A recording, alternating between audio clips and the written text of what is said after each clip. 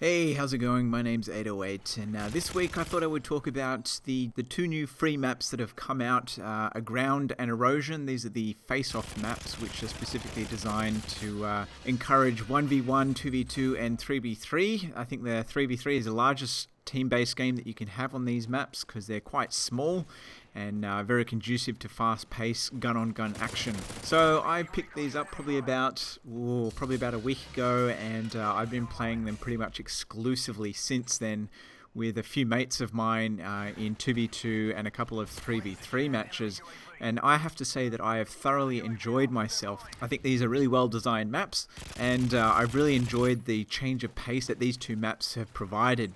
So basically, because you have less players, there's going to be less kill streaks happening. So you'll find that the games are generally gun on gun. Like there's very rarely, I think a few times I've seen attack helicopters, but never anything past like a 7 kill streak, which is really good. It's a nice change.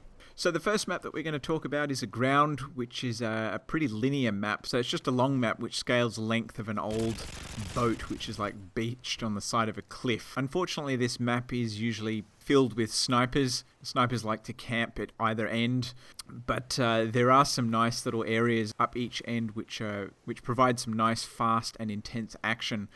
So this is probably not my favorite out of the two maps, but it's still a very good map, and it's very different to Erosion because it provides that sniping element, which is definitely not something that you'll get in Erosion. One thing I really do like about this map is because it has both wide open spaces and confined areas, you can really choose whatever weapons you like. But on one hand, that kind of makes it difficult choosing a weapon setup. I like to choose something with a bit of range, hence the reason I'm using a LMG in most of these clips. And then for my secondary, I use an MP9 or a pistol or something with a little bit more close range kick. In terms of strategy, it's definitely best on this map to keep to the outsides and definitely trying to avoid that central open area. Every time I've run through there, I've been pinned almost instantaneously. So I definitely avoid that main area. There is a tunnel that goes underneath or through the ship, which if you really do need to cross across that part of the map, definitely take the underground pass rather than running across the top, because you can be seen from just about anywhere on the map and you'll definitely be shot and killed. The other thing to remember is that this map is pretty popular with snipers, so you're going to have one sitting either end ready to take you out when you run directly through the center of it. So let's move right along and have a look at Erosion, which is my favorite of the two new maps. This is a more square type map, so you can run a circuit around it. It has a couple of different elevations. You've got like a bottom level, a mid level, and then there's also a couple of positions where you can sit up quite high, which can be quite good for sniping, although there isn't very long lines of sight. I found the action on Erosion to be a lot faster than on Aground, so that's why I prefer this map over Aground.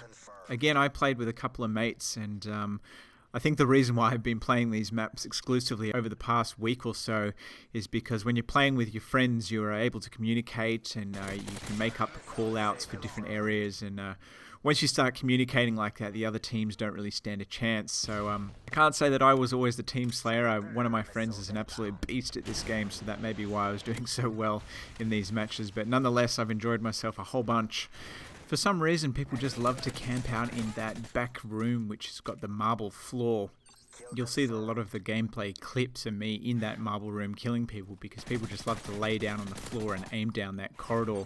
So usually a pretty good strategy is to stay away from running through that middle long passageway that runs into that center building, because people just love to lay down and snipe all the way down there.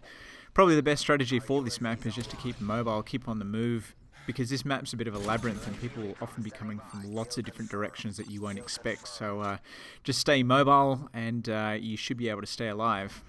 My recommendation for weapons is probably the SMG class, so that you can stay mobile. You probably won't need the range of an assault rifle or anything else for the range, because all your encounters are probably going to be close quarters. So in terms of whether you should get these maps or not, basically you'd be crazy not to. They're free. I'm not sure how long they're free until, so definitely jump online and grab these as soon as you can.